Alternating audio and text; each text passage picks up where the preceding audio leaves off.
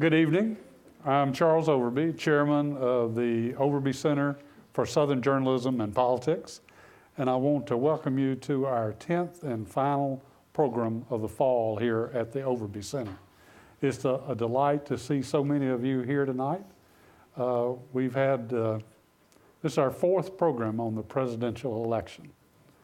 And months ago, I began looking forward to this one that was titled, At Last It's Over. I think the broad consensus probably is we're all glad that it's over. But we're so glad that you could join us tonight to discuss with us. Curtis and Marvin and I are going to lead off, but we want you to join in as well. We are joined by my good friend and the inaugural senior fellow of the Overby Center, Curtis Wilkie. You all know him.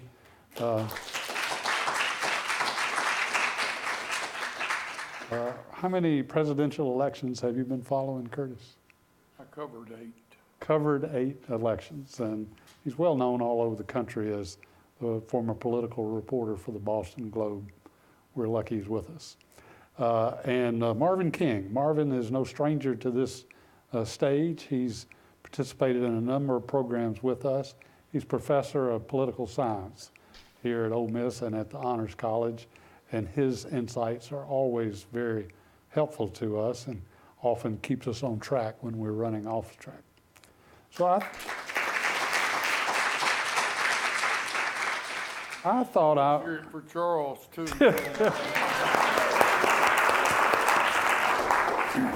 I was in South Africa about 20 years ago, and everybody was being introduced, and Bishop Tutu was introduced, and like Curtis, he kind of said, okay, everybody's been in, let's hear it for God. Okay, Bishop Tutu, we can applaud for that. So thank you for that. I thought I would open with a few broad comments and then get into a little discussion with Curtis and Marvin, and then let all of you join in as well. Curtis and I co-teach a class, and for 13 weeks we've been focusing on this election. And for 13 weeks we have been saying we have never seen an election like this before. And that's saying something. Curtis has covered all those elections. I started covering presidential elections with Richard Nixon's election in 1968. This is unlike anything we've ever seen. Although historically it's always interesting to reach back to find some context, and there is plenty of historical context for us to look at and discuss. Just a few bullet points here. Donald Trump won with fewer popular votes than Mitt Romney got in 2012. That blows my mind. About 8 million fewer people voted in 2016 than in 2012. Trump got more electoral votes, 307, than any other Republican since 1988. This was the 3rd time in the last 5 elections that Republicans won the presidency. In the last 7 elections, Republicans have lost the popular vote for president in 6 of those elections.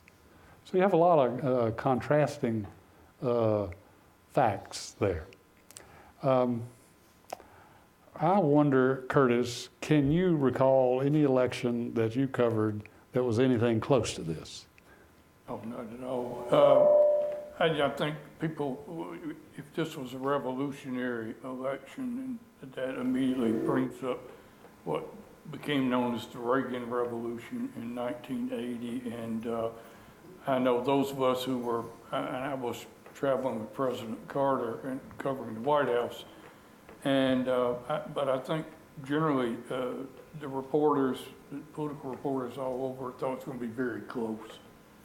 And it wound up not being close at all. Reagan won a huge election. Carter only won about 5 or 6 states, as I recall. But so suddenly you have a very dramatic change, you know, a very conservative Republican. But at least Reagan was experienced. He had 8 years as governor of California, which is bigger than most countries on earth. And the other thing that I think is important in the difference is that Reagan was surrounded by a lot of good, experienced people that helped guide him. And I had my doubts about Reagan's kind of intellectual activity. He's never seemed to be really with it. But he had some very effective people there with him to run the government, and I'm not sure Trump has that. I think that's maybe the most troubling aspect to me about Trump's election is not so much Trump himself, but who he's going to bring in. Curtis, we'll circle back in a minute about looking ahead, but I want to make sure we properly analyze the politics of what has happened. Marvin, you're an academic. You also are a professional who studies these things. You've had an opportunity to look at this for about a week now. Also, you've had a chance to interact with your students. Your observations about this election? Okay, a few things. For me on election night, the historical observation that I felt the most affinity to was actually 1994, which was not a presidential election year, but that was the year that the Republicans took over Congress for the first time and took over the House of Representatives for the first time in 40-odd years. And so in terms of the knowing that it was a different election, knowing that history was changing, and knowing that Washington really wouldn't be the same thereafter, that was pretty clear on election night in 1994. You had Newt Gingrich coming in, and if you think about it, Congress has really operated differently ever since. And therefore, the relationship between Congress and the presidents has been different ever since. And I put this election in that category just as it is such an unknown. While Trump is a Republican, clearly we've never had a major party nominee have so much pushback from their own party. So I think you can say without too much controversy that even Republicans in Congress don't know what they're getting with Trump. So it's a real, I think, anybody's guess. And if anybody says that they know what's going to happen, they're deluding themselves, because this election has just taught us nobody can really predict what's going to happen. Right. I want to talk a minute about the Electoral College. Electoral College, it doesn't show up on any of the football rankings. We reminded our students maybe the first day of class, but it's played a pretty important role in this presidential election. Trump now becomes the fifth president in U.S. history to win the electoral vote without winning the majority. And the first started all the way back in 1824 when Andrew Jackson got beat by John Quincy Adams. And then in 1888, we had Grover Cleveland get beat by Benjamin Harrison. And a great story out of that, Grover Cleveland had been the incumbent. He won in 1884. In 1888, he got most of the votes, but he didn't get most of the electoral votes. And as they were leaving the White House, Grover Cleveland and his wife turned to the staff at the White House and said, "Don't move a thing, we'll be back." And in 4 years, they were back. Then, of course, in 2000, George Bush won, but lost by 500,000 votes in the popular election. And now the margin in 2016 is, the last I saw was about 650,000. Marvin said he's seen 750,000. It's about 770 now. This would be the largest, and the prediction is as the absentee ballots are continue to be counted in California and the mail-in ballots. You know, in Oregon and Washington and Colorado, they mail in their votes, which is a strange way to do it, but they have high voter participation. Anyway, they're still counting those votes. It may get to 1 million votes. So by far, this will be the largest margin that a person has won the popular vote by and not gotten the Electoral College. Curtis, I know how you feel about this, but not everybody does. What do you think of the Electoral College? I don't like it. And would you have said the same thing if the situation had been reversed? A lot of people were saying that it looked like maybe just the exact opposite was going to happen. No, I've just got problems with it, period, regardless of who wins. I've got problems with the Electoral College, and I've got problems with the way the congressional districts have been drawn up now. And it's going to be, the Republicans are going to have control of Congress ad nauseum because they've gerrymandered every congressional district in the country. And if you look at the way that voting is stacked, I saw a figure somewhere that there was one state where the Democratic vote was greater than the Republican vote, and yet, let's say there were 13 CDs, Republicans held 10 of them because they have gerrymandered that. So I don't like the system of congressional districts, and all we got to do is look at Benny Thompson's district in this state. Now, Curtis, don't go pivoting on me out of the Electoral College into the congressional. So your complaint about the Electoral College is it's antiquated, or? It doesn't work. I don't think if you win the popular vote, I think you ought to be elected, period. Marvin, what do you think? So a couple things. When the Constitution was first designed, there were lots of elements that were elitist. So the Electoral College is one of them. And the other good example of that would be the fact that we did not directly elect our U.S. senators. The state legislatures did that. But then over time, with the 17th Amendment, they eliminated that. They wanted to make the process more democratic, little d democratic. And so to me, the Electoral College is antiquated to the extent that it still speaks to a time and era that I would like to think we are away from now, where we could in fact be little d democratic, and we don't need this elite institution known as the Electoral College in between us. And I think I'm not the only one who thinks that way. There's a good number of states that have signed on to a compact stating that should enough states sign on to this, that their Electoral College votes will go to whoever 10 states have done this. If their Electoral College votes will go to whoever wins the national popular vote, regardless of how their state votes. And so 10 states plus DC have signed on to this, but it won't take effect until I think like 38 or 40 states, something like that, have signed it, enough to make it a constitutional amendment. And so there's a lot of, and this is stuff that has been pushed forward every 4 years we go through this, regardless of who's winning, because I think fundamentally people have an issue with the popular vote winner not winning. Charles, there's one other thing. There's a history of electors going off and voting for somebody other than their mandate. They go off and decide they'll vote for these faithless electors. There's nothing to prevent them from doing that. Well, there are state laws that in some states, but not every state. Mm-hmm. So just a little more historical context. The Electoral College came about because the founding fathers couldn't agree on how to select a president. And the small states didn't want a popular vote where a handful of large states would end up selecting the president. They were afraid of that.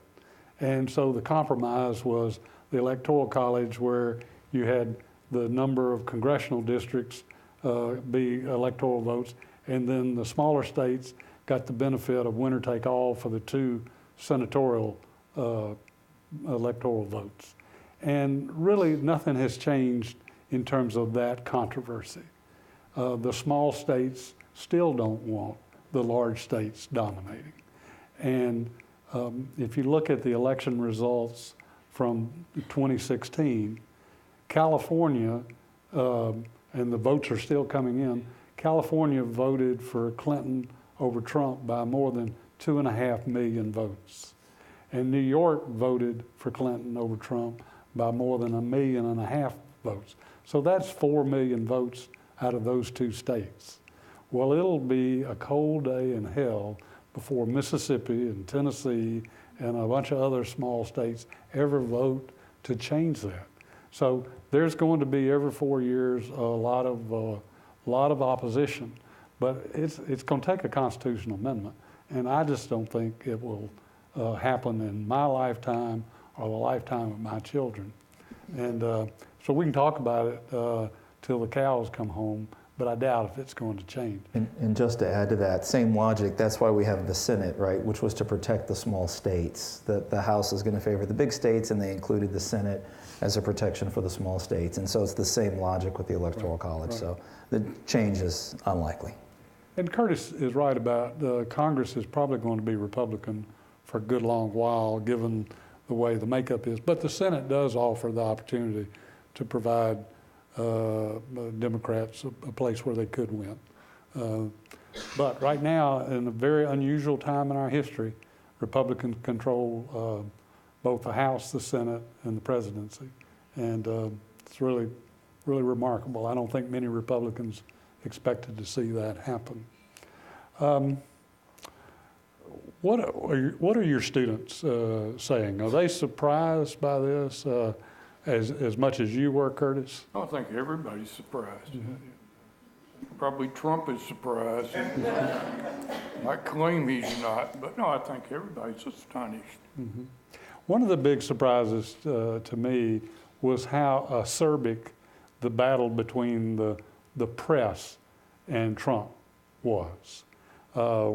We have seen the press be the foil of presidential candidates. Curtis and I have out on the campaign trail for a long time. I remember when I was coming into some rally, and I believe it was Reagan, the press was booed. And it was kind of funny. And Reagan really wasn't ever mean about it. But Trump was more outspoken about how bad, disrupt, corrupt, rigged the press was than I've ever seen any candidate. Likewise, I've never seen the press go after one candidate more than they went after Trump. And so I would ask you, Curtis, and then you, Marvin, was the press fair this time? Did the press lose big time in this election? What's your view of the press in this election? Well, I think the press, to the extent that they reflected the polling and certain things, they got it wrong, and therefore, they lose some credibility if they are criticized for being tough on Trump. I've got no problem with them.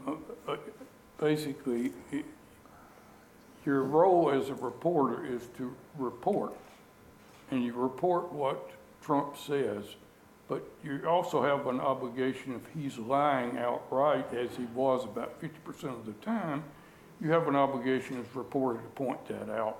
You can say what he says and then say, however, the fact is that this is a lie. And the press got under heavy criticism for doing this time, but it's an extraordinary situation. In all the campaigns I've covered, there's never been a candidate saying such outlandish things as Trump was saying. And I go back to covering George Wallace, who's the only person I can think of who was as outrageous as was Trump. But like we talked about in class today, Charles, the press is not in this as a popularity contest. We're never going to be popular. We don't want to be popular. If we were popular, we were sucking up to the candidates, and that's not our job. Our job is to basically to make enemies. If we were going to popularity contest, we'd become public relation agents or something. That's not our job. I would argue that Trump's criticisms of the media missed something important, which was if you were to calculate the value of free media exposure he got in the primary, I think that was largely responsible for him being elevated to a major candidate. Initially, quite frankly, he was taken as a novelty, and he was the reality star running for office. And he got so much free media exposure which was partly why he was able to run a different sort of campaign. He didn't have to spend the time fundraising the way the other folks did. I mean, partly he was already a billionaire, he was self-funding his campaign, but because they gave him all that free media, to a certain extent, Trump also should give credit to the media for elevating his candidacy above the more established candidates. I mean, think of how different the campaign would have been if Marco Rubio or Jeb Bush had gotten the same amount of free media exposure in the primary season. It's a different race. They didn't get that free media. They had to spend time raising the money and spending the money, and they still didn't get nearly half the coverage that he got. So Trump can complain that it's biased, but truthfully, if you look at the free media exposure, and if you're in the media, that's worth a lot every time you're on a talk show or you get to call in and do a radio show. That's worth millions of dollars that he was given for free because partly people didn't take him seriously and they said, oh, well, here's Trump, let's see what he has to say. And he made for good ratings, so they kept bringing him back. So for Trump to say, oh, the media treated me so unfairly, I think also misses the point of the fact that they elevated him to where he became a serious candidate. And then once it was just him versus Clinton, I don't think Clinton is sitting at home thinking, oh gosh, the media just, didn't cover the emails or anything like that. I mean, they certainly covered those things too. So as far as fair or unfair, I think it's in the eye of the beholder. I don't think this is something you can sit down and say, well, this was fair, this wasn't fair. There's one other aspect, Charles, and we talked about this in class today. Over the course of this semester, we've had several fairly prominent journalists who've been involved directly in this campaign talking to our class, and we've Skyped them in. And one thing they said that was very surprising to me, that for all of this Trump criticism, and he puts the press in a pen, he calls them scumbags, et cetera, and points out people. However, they all said that Trump was more accessible than was Clinton. That Clinton was surrounded by all these suits and they wouldn't let her talk, and she's not the warmest, cuddliest person in the world.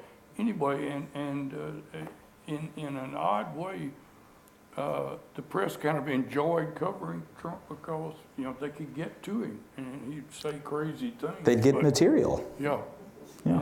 And Hillary is behind this wall of protective aides who think that they're going to keep her quiet, and she didn't give press conferences. She didn't allow anybody to travel on her plane for months, and it's kind of unheard of. Every presidential campaign I covered, we traveled on the same plane with the candidates. You got to know the people. You talk to them virtually every day. Andy Lack, the chairman of NBC News, spoke to our class today, and he was in Mississippi over the weekend, and Curtis and I had dinner with him. And he said, going all the way back to the primaries, they tried to get the Republican, there were 16 other Republican candidates, tried to get them to call in, tried to have them do what Trump was doing, and they wouldn't do it. They just didn't get it. Nobody got it until it was too late. And Curtis has outlined how you really had two extremes. Trump totally accessible, saying whatever came to his mind, and Hillary Clinton, then in the general election, totally closed off and very guarded. And that made a difference. So if the press was a big loser, and I contend they were in this election, the pollsters were probably the biggest loser. And Marvin, you're the political scientist on this stage.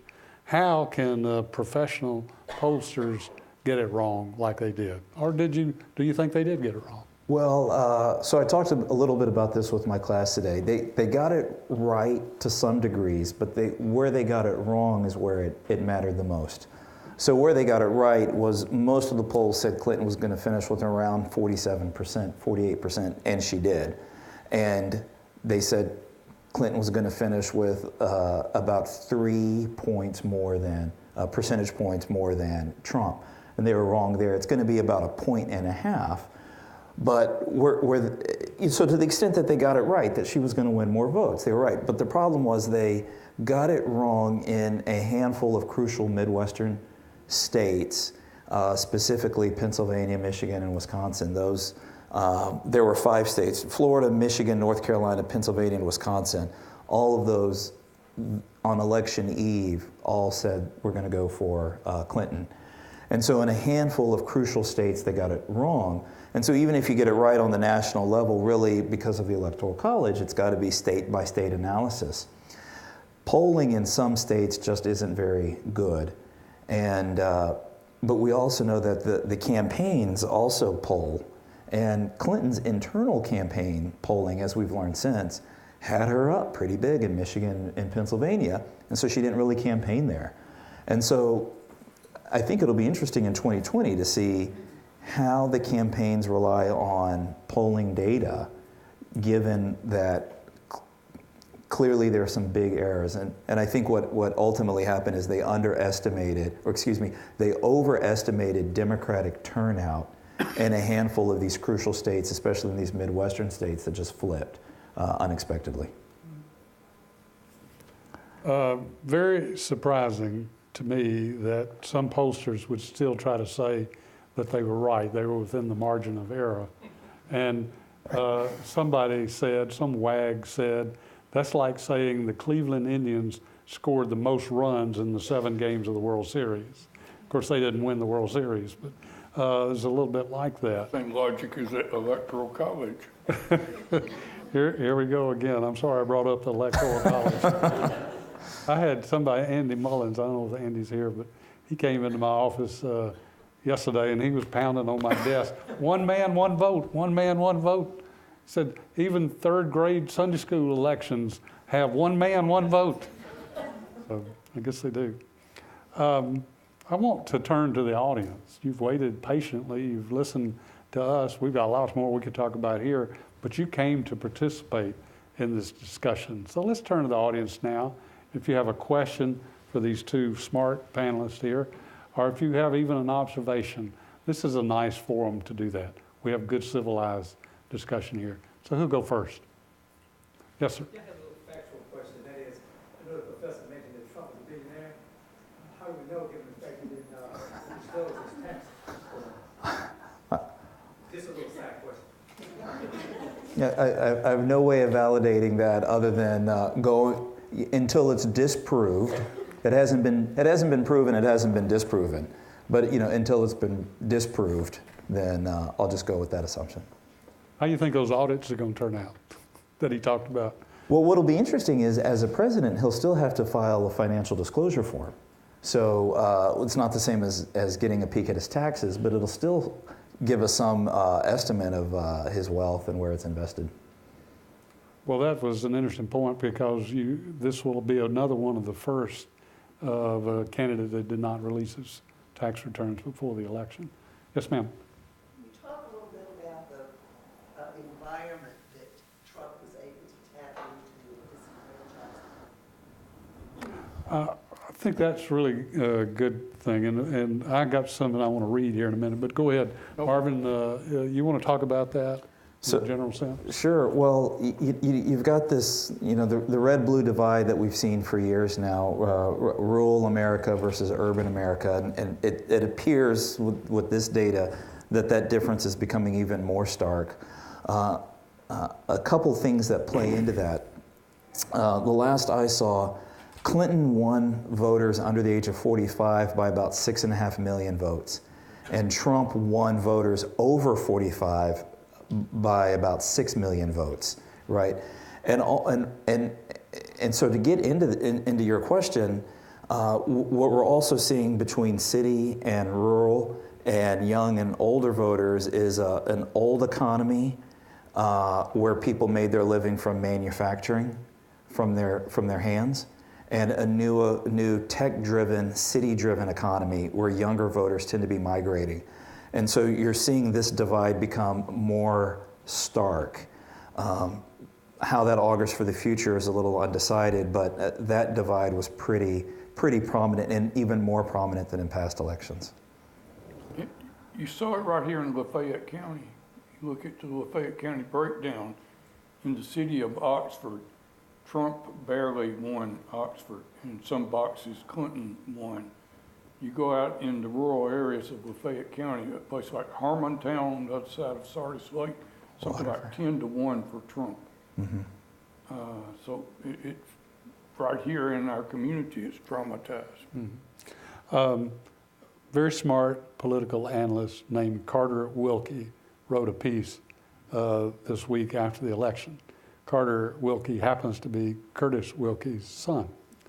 And Carter burst onto the national political scene when Bill Clinton was running for president. And before I read a few paragraphs of something that he wrote, talk about what he did in the Clinton campaign that captured everybody's attention and proved to be pretty effective. Carter was working on the Clinton campaign, and early on in the Ohio primary, he was convinced that there was a lot of potential Clinton support in southern Ohio, because southern Ohio has a lot of similarities to the South. And that there were, again, this kind of white working class constituency that feels neglected. And he proposed a bus trip through Ohio during the Ohio primary. And the Clinton people thought it was a great idea, but they didn't do it in the primary. But they decided they would do it after the convention. And sure enough, when the convention in New York's over, Clinton and Gore set off on a bus trip through all these various areas, and it was an amazing success. And so, my son kind of felt very good about it, and he was in Little Rock by the time they were going into Ohio, and they called him up from the road, and they says, "Come join us," and they flew him up to go on the bus trip for the last couple of days. And you'll recall that bus trip in those Midwest states really solidified the image of their being with the common man. So Carter wrote a piece, and the headline is "The Democrats' Failed Suburban Strategy." And I'm just going to read a few paragraphs out of a pretty long article. It said, Carter writes, "Every Democratic presidential nominee this century has had trouble relating to rural and ex-urban swing voters in battleground states. So rather than bother with this small and shrinking segment of the electorate, Democratic presidential campaigns have doubled down on college-educated suburban swing voters in America's largest metro areas. To middle America, the Democratic Party has become the champion of every aggrieved or vulnerable constituency in the U.S.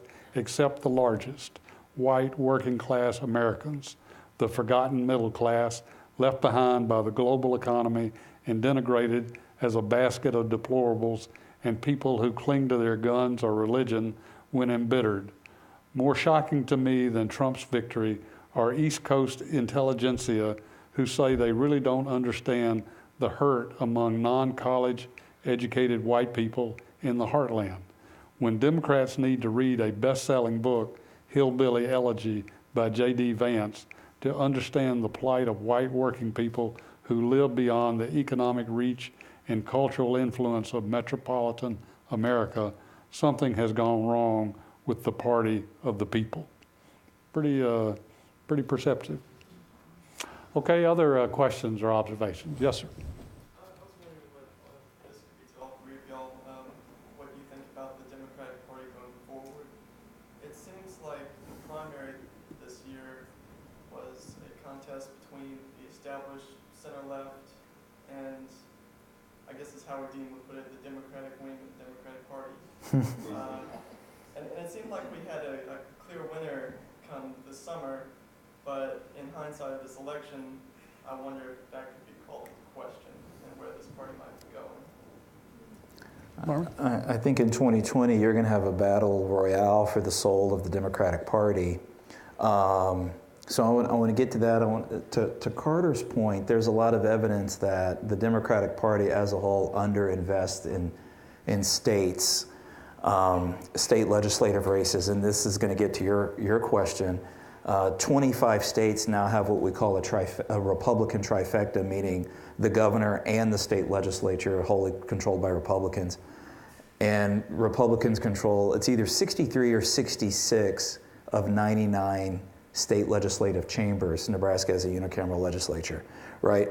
And so what that means is the Republicans are doing a lot better job all across the country at the local level investing in winning state legislatures, which means that by definition, they have figured out how to win in urban areas, rural areas, suburban areas in order to control all these state legislatures.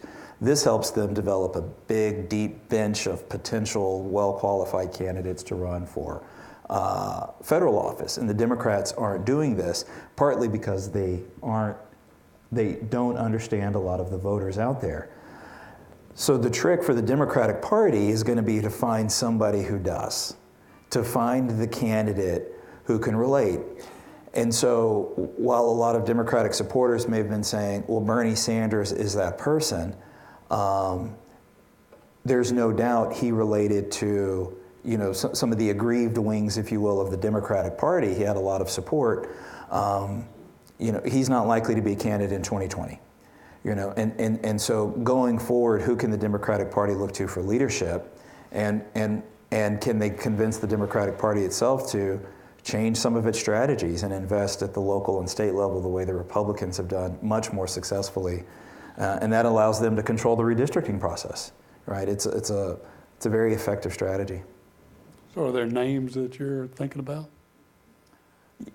You know, there's always potential names. I wouldn't be surprised if it's somebody who is just now bursting on the national scene, much like Obama in 2004 with his speech at the DNC. 4 years later, he's a nominee. I wouldn't be surprised if it's a younger, fresh face in Congress right now. So you've got somebody. You've got the Castro brothers from Texas. You've got Kamala Harris now. A new senator from California. So you've got some of those, a new breed. We'll see how they go toe-to-toe with Trump, right? You know, so I think that might elevate it. But Democrats have been, they might go the governor route, like they did with Bill Clinton and Jimmy Carter. Nobody was thinking about 4 years before. That's right. That's right. But I bet it'd be somebody that we're not thinking about. In fact, if you go back to the last 50 or 60 years, every Democrat who's been elected, with the exception, say, Lyndon Johnson, somebody kind of came out of nowhere. Whether it's John Kennedy, whether it's Jimmy Carter, Bill Clinton, Barack Obama, people, we weren't thinking about them 4 years before after they had lost the office. But if there's a Democratic governor who's winning in a reddish or purplish state, then they'll go straight to the top of the list. Really hard to imagine the Democratic Party without the Clintons involved. They've been involved for so many decades. Just like on the Republican side, who would have thought that the only Bush involved in this year's election would be Billy Bush? This year's general election. Curtis, have we said goodbye to the Clintons and the Bushes? Oh, I think so, sure, absolutely. You say no, Mark. There's Pedro Bush.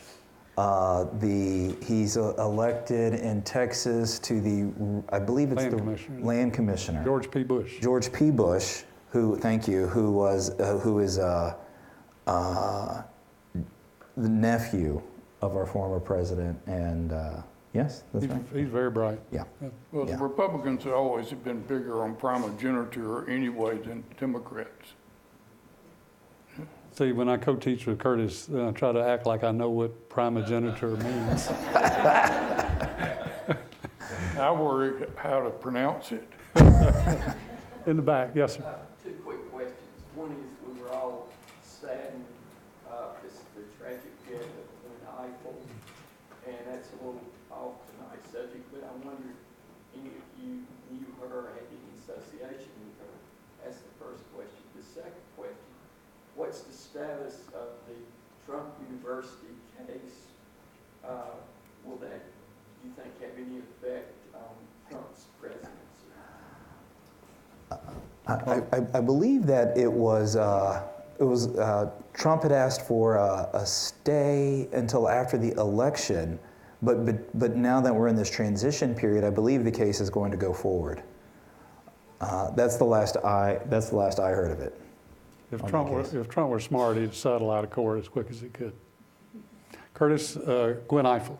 Yeah, I knew Gwen, and my best memories of Gwen, I hadn't seen her in years. I retired in 2000 from political coverage, but Gwen and I both covered Bill Clinton early, and we were among a handful of 3 or 4 people traveling with Clinton in late 91, early 92, and so I got to know Gwen pretty well. She was as lovely as she appeared. If you watched her on PBS, she was, unlike a lot of reporters, she was not argumentative or a pain in the butt to be around. She was just a very nice, smart, pleasant person, and a very good journalist. So we're going to miss her.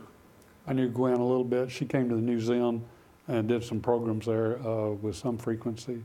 There's a beautiful column by David Brooks in today's New York Times that talks about just what a wonderful person she was, and he gives examples, just like Curtis did. It's nice to remember her tonight. Other questions? Yes, ma'am. Well, one of the things that we saw in this election that I don't think we've really ever seen before was the effect that the fake news sites had really on the outcome. So as a serious journalist going forward, what do you do? How do you reach people, and how do you filter out, what's true journalism and what's reliable? I think that really adds to the larger question about what, going forward, the impact of social media and its ability to communicate directly, falsely or truthfully with voters. Have you studied that, Marvin, as part of political science? I have not, but I know there is a lot of work in political communication, and kind of like with a lot of government rules, our research, will lag behind emerging trends. And so now political scientists will dig through all the data and go back and ask people, where did you find your information? Where does your political knowledge come from? And see how that relates to voter participation and vote choice. But at the moment, it's kind of hard to answer that. I did see in the news today that Facebook said that they're going to not accept ads from fake news sites anymore. Facebook matters just because so many people spend so much time on it each day. And we'll see what effect that has over time if that curtails these fake news sites. We've been moving away from mainstream media as the source of consumption by young people. A lot of people get their news from Jimmy Fallon and late night television. Our class, every class we showed some clips from late night news and Saturday Night Live. These people have guaranteed lives for at least 4 years, or as long as Trump is in. Yes, sir. Yes, sir. You. How do you think Hillary Clinton losing the election will have an effect on how the media attacks her emails and things like that? Curtis, do you have any thought about how Hillary's loss, whether there'll continue to be coverage of her emails and things like that? Well, if Trump tries to throw her in jail, I suspect she'll continue to be a news target. Otherwise, I think she goes back to suburban New York and ceases really to be an object of a great deal of interest. I mean, Hillary is 70 years old, thereabouts. I mean, she's not going to be a candidate again. And a lot of people a lot of Democrats are angry now at her for losing. So, I think she'll just kind of go the way Mitt Romney did 4 years ago. This will probably go back to the foundation. And, but yeah, so I think it's just to the extent of Trump, really. If Trump drops it as an issue, then I think the media will move on to covering his administration. And Well, as FBI Director Comey reminded us 3 days before the election, there's really nothing there to investigate anymore. Yes, sir. Actually, getting back onto what you just mentioned, what effect do you think the FBI Director saying that they're investigating 15 days before and then 2 days before the election saying there was nothing found at the election? Well, as you may know, Hillary Clinton, and she hadn't had many interviews post-election, but she did have one, and and she said that it had a big impact, both the 15 days ahead and then the 3 days ahead. It clearly wasn't helpful. There was some polling, of course, now none of the polling is credible, but had her out in front in some places as much as 11 points at that juncture in the campaign when Comey made that declaration. One of the polls had her 11 points up nationally. there's no doubt. I mean, Clinton's words were that it stopped her momentum. And there's no doubt that happened. Although the social scientist in me says she lost for lots of reasons. She lost for a lot. Compared to Obama, it looks like she had about 8-9 million fewer votes than he had in 2008, and about 4 million fewer than he had in 2012. So the question is, why did 4, 5, 8 million people not vote? Right? It could have been the emails. It could have just been apathy. Maybe it was the Benghazi. Maybe it was the foundation. Maybe it was all sorts of different things. No doubt those emails played a role for a lot of voters, though. But only in time will we know whether or not it was decisive. It could have been decisive in a handful of states like Wisconsin, Michigan, and Pennsylvania, where I think she lost those 3 states total by about 130,000 votes. So could it have been decisive in a few states? Potentially, yes. But the social scientist in me says it was a lot of different reasons. Yeah, I agree. I think the foundation was really a bigger problem for her than the emails. I think there was just a lot of distrust about the money that's coming in and favors being granted, and people who've covered the Clintons long enough and Hillary long enough. You go back to Arkansas, and there were questions about trust raised about her back then. She's the one that invested $1,000 in some commodity trading with a guy named Red Bone in Arkansas, and suddenly just blossomed into $100,000 overnight. And it was all said to be legitimate, and anybody who's following it says, wait a minute, something wrong here. It was incremental, the problems that she had with the issues like this, quid pro quo with contributions, making money on the market. There were, as Marvin said, there are any number of things that created problems beyond Comey and the emails. Yes, ma'am. Yes, sir. Yes. Right in the middle. Yes. Yeah. Could the lack of accuracy in recent polls be a sign that it might shift from a focus on the horse race of politics towards the actual candidate issues or the characters of the candidates? That's a journalism question. I'm going to stay out of it. I would like to answer that. I was with a foundation called the Freedom Forum. Before that, it was called the Gannett Foundation. And we had a media studies center at Columbia University.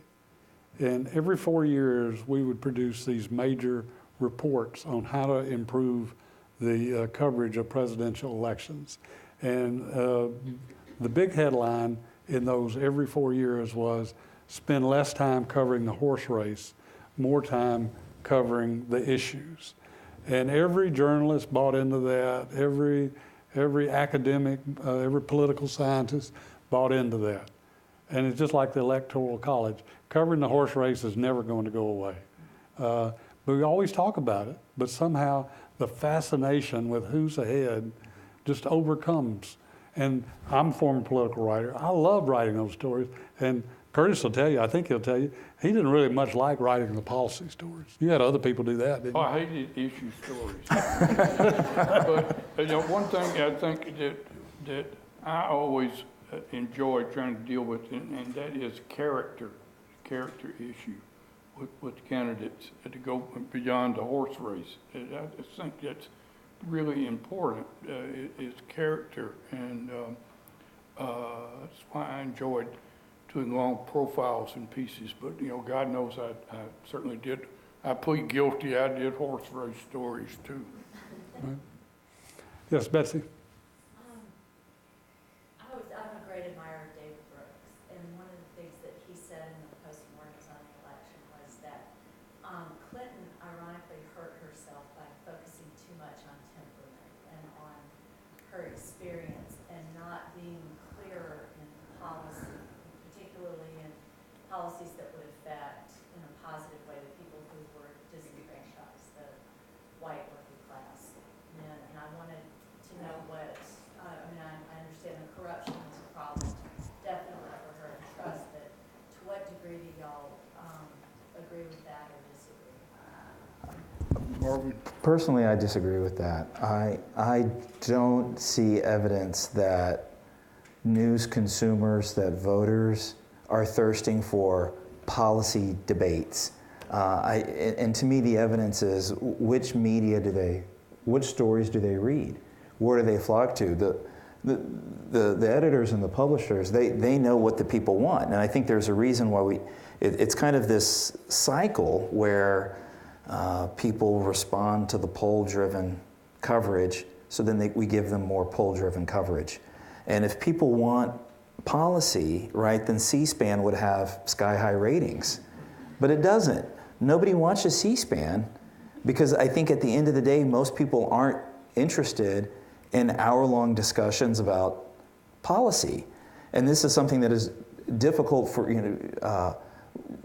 getting to the point of, Republicans understanding, getting back to Carter's piece, Republicans just understanding the temperament of what their voters want and knowing what language to use.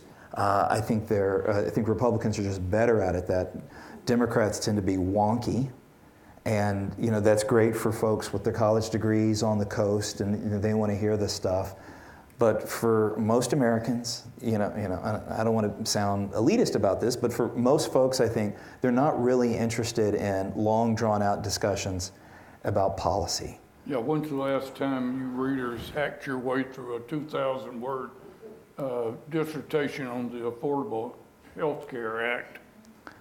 Not many, I'll bet. There was okay, yes.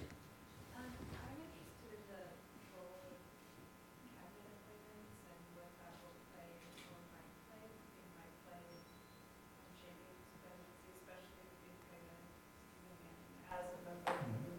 Curtis, you've covered transitions before. You want to talk about that and what role the cabinet appointments will play in shaping a presidency?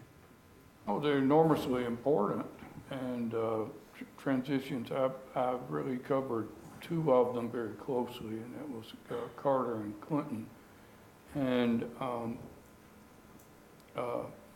you're picking people who are going to be running the government. Well, Curtis, stick on Carter for a minute, because he made a point of bringing in outsiders who were Georgians who he trusted, but it ended up probably not being great results. So what about the idea of bringing in a lot of outsiders in your cabinet and White House staff?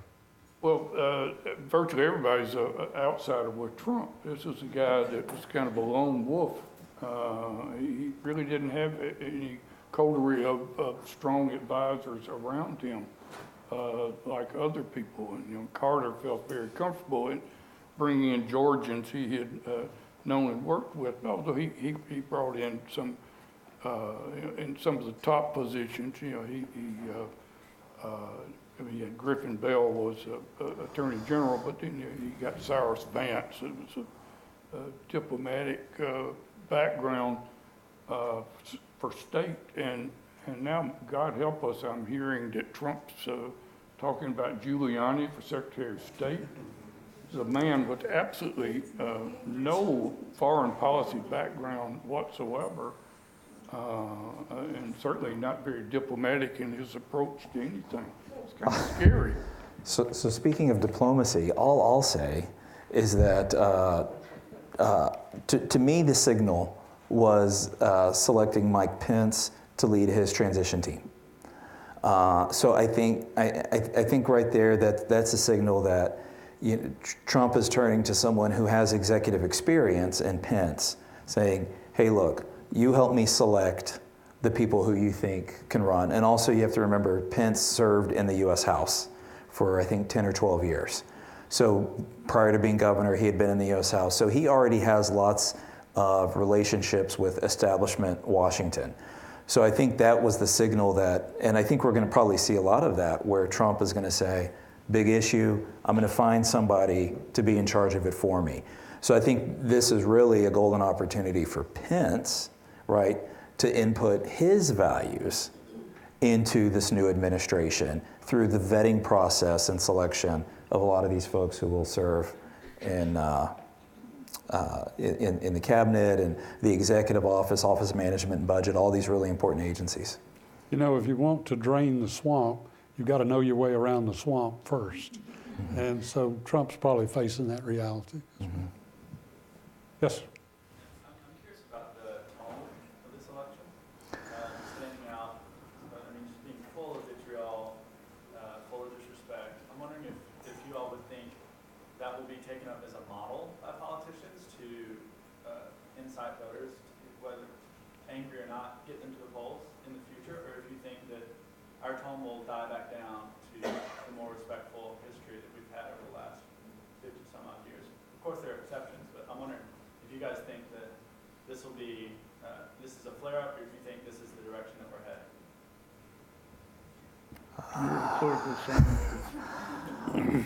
So the FBI reports that hate crimes have spiked in 2015 and in 2016 so far, right? We're seeing it everywhere. We're seeing it, here. So there's a lot of evidence that vitriol comes with a cost.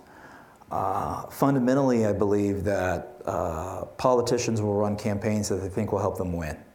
If they think it's a winning strategy, they'll do it. It's as simple as that. They'll do it until it doesn't work.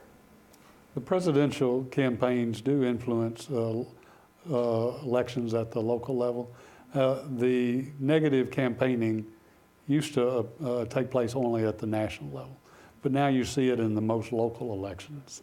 And it's a very, I think, troubling to democracy to see that negative. And the negative campaigns have just gotten worse. Polling shows that people hate negative ads, but people continue to use them because they work.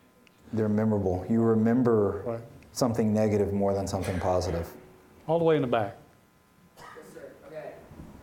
So I just read around. A bunch of opinions are that not much is going to change now that Trump's president. Like the office of presidency, they do a lot, but in the grand scheme of things, how much they actually control. So, like, what do you think is going to change, and then how much is going to change, and if not, like, why do you think so? Oh, well, I think a lot will change. Kurt, well, say that out loud, and then Curtis, you jump into it. I said I think a lot will change, or can change, could change, but certainly a lot, and I'll get into why. Oh, well, he certainly thinks there are a lot of things that are going to change. Exactly. What of all his declarations are really realistic is another thing. Are we going to have a wall on the border with Mexico? Of course not. I mean, it's outlandish. You're not going to have that. Is he going to put Hillary Clinton in jail? No, he's not going to do that. Is he going to move on deportation of people? I think he probably will. And something he'll be able to do with kind of executive fiat. He can do that. Obamacare is going to be changed. Is it going to be done away with entirely? I don't think so. It's going to be too complicated to unravel, but there's going to be change there. Yeah, there's going to be a good bit of change, not nearly as much as he advocated. But he was elected as an agent of change. Marvin? And I would just look at the courts, right? The Republican strategy of not acting on Merrick Garland now appears to be a winning strategy for them, right? Because it would have been a 5-4 majority for the liberal to moderate wing of the court. And so now that nominee, and Trump during the campaign released a list of 20 or 21 jurists that he would select from. All of them, for instance, are most likely to, should they get a case challenging Roe v. Wade, right? All of these jurists are likely to vote in favor of overturning Roe v. Wade, right? So I think there is the potential, for lots of legal change. Sometimes the change doesn't happen immediate, and sometimes the change happens after the president's administration ends. And that's the effect of the courts. It takes a long time for cases to reach the courts, but these jurists are there for life. So the effect of Trump, there's still, I think it's Anthony Kennedy, was appointed by Reagan. So Ronald Reagan's legacy still lives on the Supreme Court through Anthony Kennedy. And Trump will have that same effect. 20, 25 years from now, there's likely to still to be Trump appointees on the federal bench. The other thing I would add to that is that most of the pundits, and including people on this stage, I'll exclude Marvin to be nice to him, have completely underestimated Trump for 2 years now. I know I have been wrong about Trump every time I open my mouth. So I believe he will produce a lot of change, and I think it's underestimated by the pundits how much change he will at least try to make happen. I saw a hand in the back, yes. Kind of going off the discussion up there, our country's arguably more divided now than it's ever been. Do you think if at all possible, Trump can rally and move behind you, or do you continue down this path of a divided country? If something bad happens. We call it the rally around the flag effect. Bush's approval ratings were their highest in the immediate aftermath of 9/11. And we typically see that if there's a calamity, a disaster, something like that, people do tend to rally around the flag, rally around the president when decisive action needs to be taken. And then once we return to peace and calm, we divide.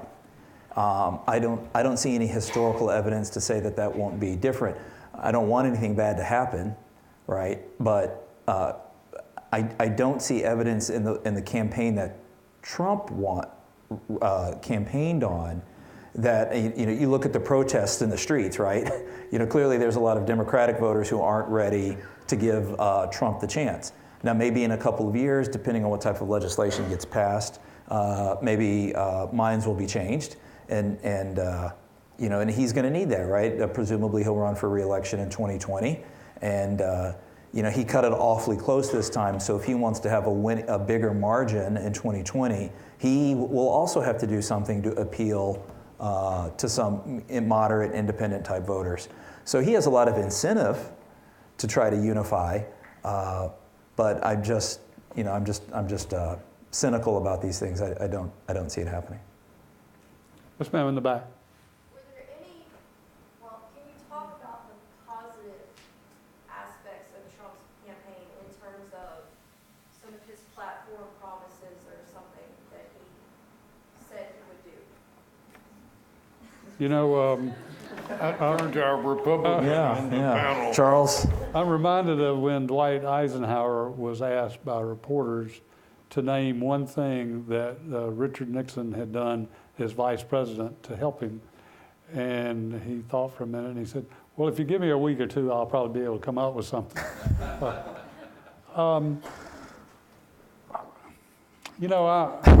It was not a real issues-oriented campaign. We've already acknowledged that. So I would say that the way Trump won is striking a chord with the people who want complete change. And every time I thought he did something outrageous that would completely kill his candidacy, it was just one more communication to people who were looking for the outsider.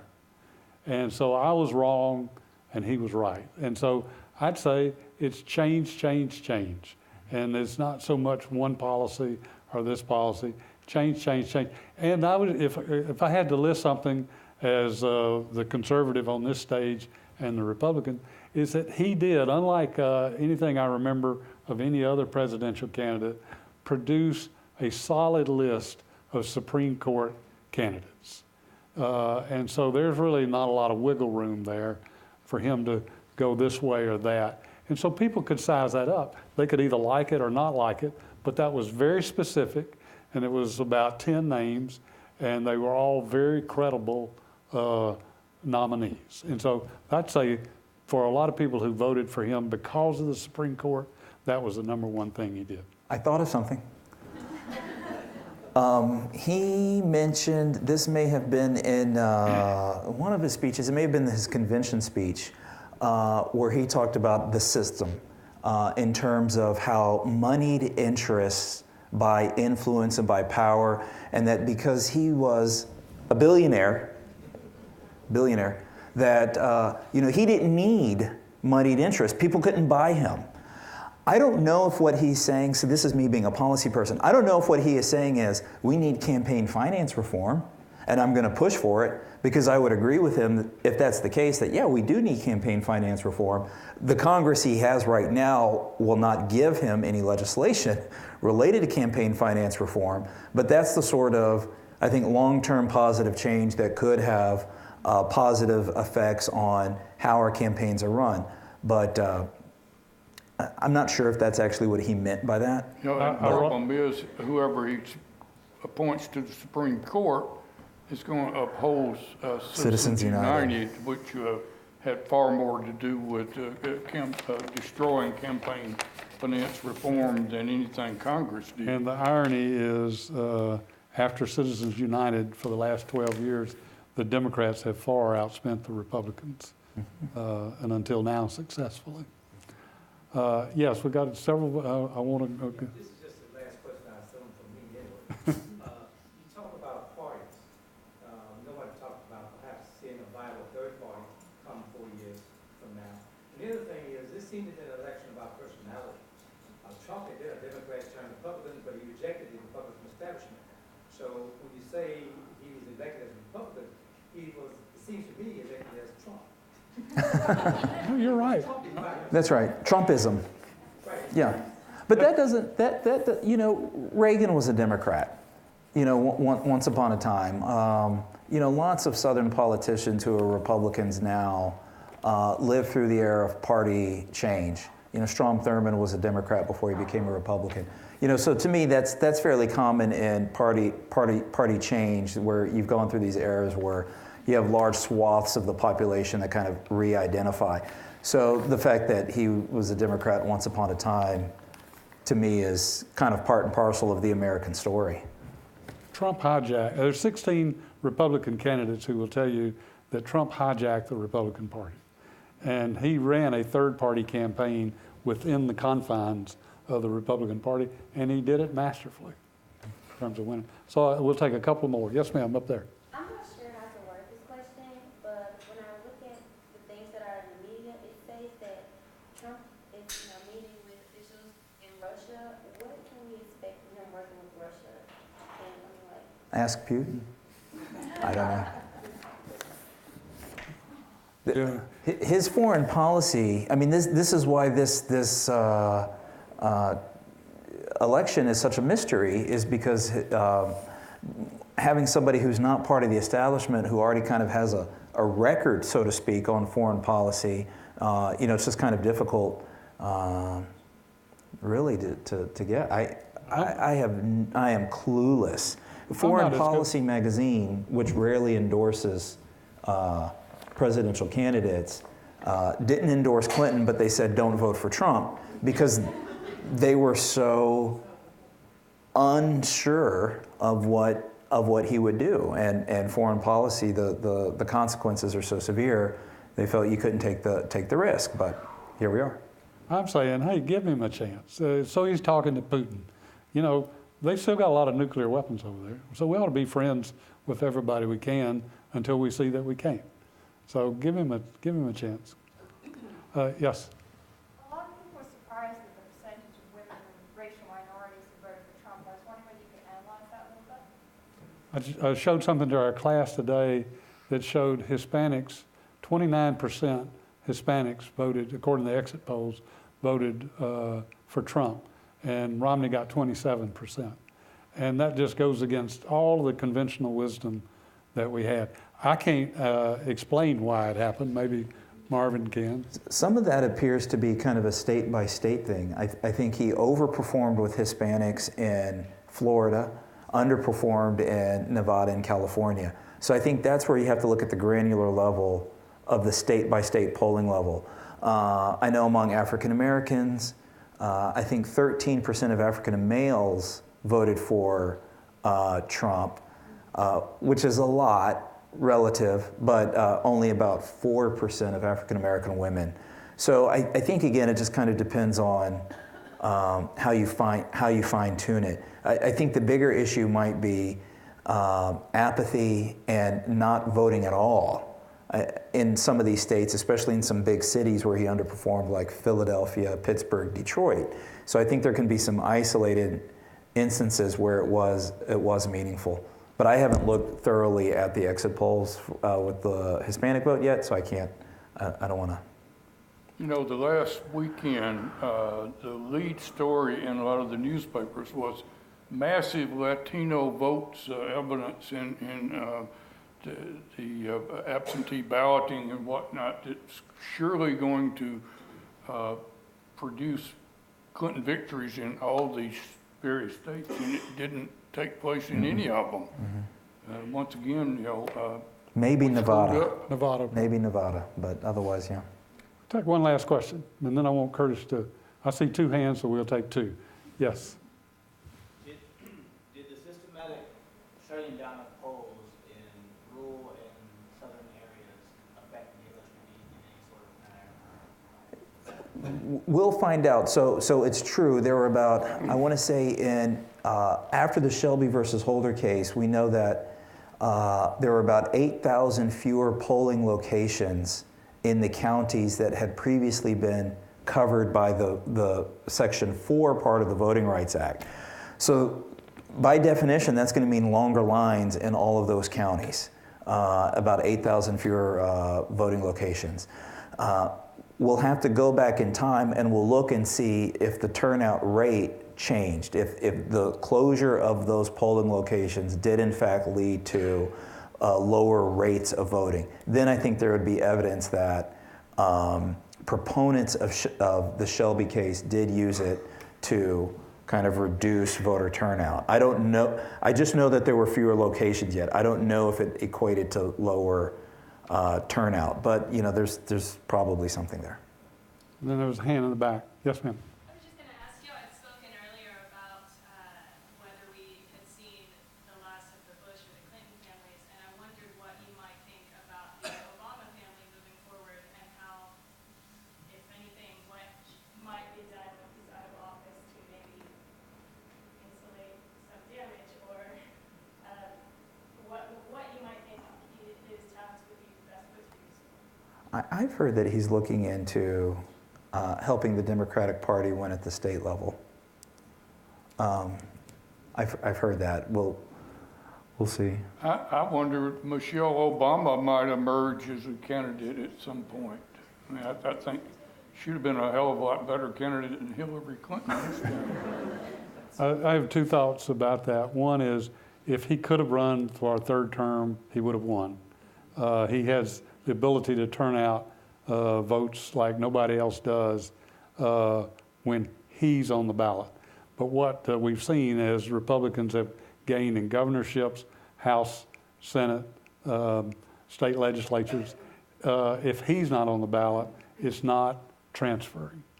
And so maybe it will, but so in the 8 years he's been in office, Republicans have increased their numbers across the board. So we'll see what might happen there.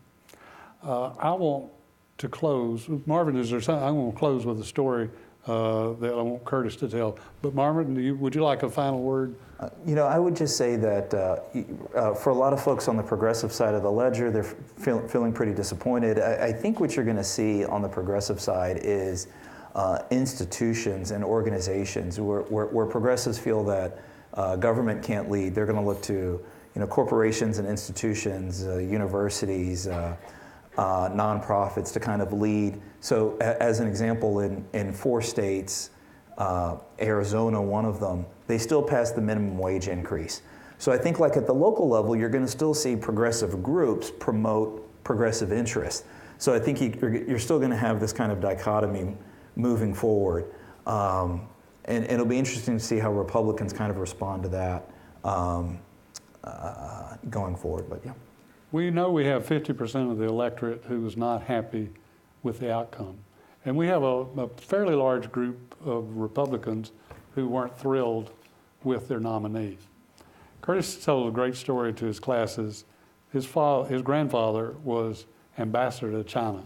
And I'd like Curtis to close us out by telling about your grandfather and what he told a friend of yours. Yeah, it was, I see a couple of faces of students who've already heard me tell this in class, so I apologize for repeating it again, but talking about dealing with something that you're not looking forward to, but I've told my students, even though you may be disappointed over the outcome of the election, and I'm disappointed over the outcome of the election, but the people have spoken, and we're going to have to live with it, and it's not realistic to think we're moving to Canada. But I had a friend when I was living in Boston. This was 40 years ago. He was an Asian scholar, taught at Harvard. He ran the Neiman Fellowship Program. His name was Jim Thompson. He was a very highly principled guy, very smart. He was the first member of the government under President Johnson to leave the government in protest of the Vietnam War. He had been on the National Security Council. Jim had grown up as a missionary son in China, and he told me this story over lunch one day. He said, I was basically about to go off to college, but he'd grown up in China. And in 1949, the Civil War in China was nearing an end. It was pretty clear to anybody that Mao Zedong and Zhou Enlai and the communists were going to win the war. And as a result, the Americans who were living in China had been advised by the government to leave. And Jim, his family knew my grandfather, who was the ambassador, who had also, he was not a career diplomat. He had been president for years of a Western university in Beijing, and had been appointed ambassador after World War II.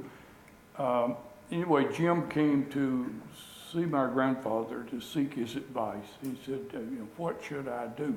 Should I go back to the States, or should I stay? And Jim told me my grandfather told him, look, I'm the ambassador. I can only give you one official answer, and that is your government thinks it's wise for you to leave and go back to the States. He said, however, knowing your interest in history, if you leave, you're going to miss seeing, and maybe you won't like it, but you're going to miss seeing a dramatic, historic event. That's going to be the takeover of a powerful country by an indigenous communist force. And Jim said that he chose to go back to the States, and he said, I regretted that I didn't stay and watch this. So what I'm saying to my students is, let's sit here and let's watch it, because this has been a historic election. It's going to be damned interesting. So maybe we don't like the outcome, but we're all in it together, and let's kind of see if we can enjoy the ride, but at least appreciate the historic moment that's upon us. Great way to close out this program. Marvin and Curtis and I want to thank you for such good participation and smart questions. And we just think that there's a lot to be looking ahead. A great way to end. Curtis, Marvin, thank you. Great panel. Thank you.